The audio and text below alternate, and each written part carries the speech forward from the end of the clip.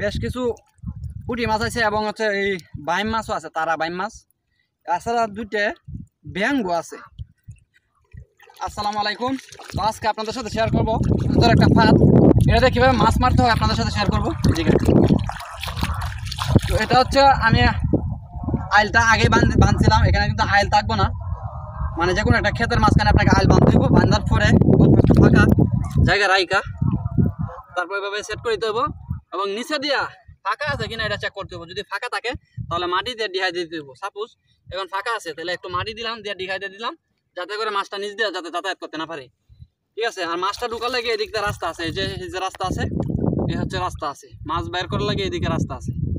তো এগুলো হচ্ছে দিতে হবে এবং উপরে একটু মাটি টাটি দিতে হবে। এগুলা মাটি দেওয়া দিতে হবে যাতে করে বেশি মাছ লাগলে যাতে লইরা যাতে না যায়।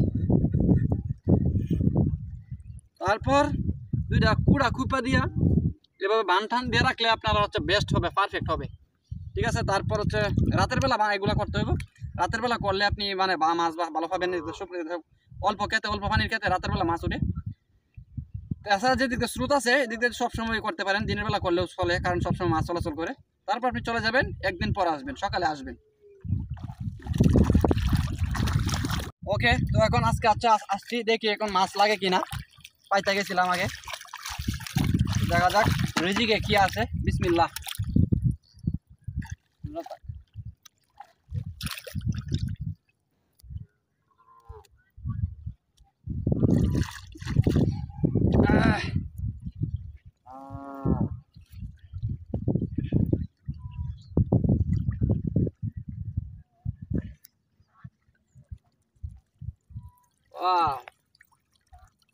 মাশাআল্লাহ, ভালোই বেশ কিছু হচ্ছে, ভালোই মাছ আছে, বেশ কিছু পুঁটি মাছ আছে এবং হচ্ছে এই বাইম মাছও আছে, তারা বাইম মাছ। এছাড়া দুইটা ব্যাঙ্গো আছে। মাছ মনে হয় কেউ নিয়ে জায়গা আরো বেশি মাছ লাগার কথা, মাছ চুরি করছে কেউ। ঠিক আছে।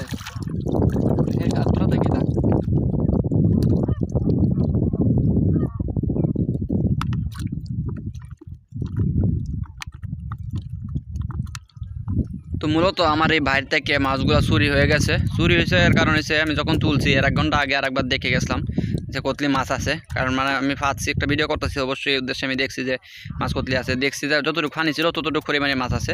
তারপরে ঘরে যায় একটা কাজ করছিলাম, তো এই কাজ করার ফাঁকে তখন 1 ঘন্টা সময় ছিল, তখন মাছ চুরি করে নিয়ে গেছে কেউ। যাই হোক, ধন্যবাদ সবাইকে, ভালো থাকবেন।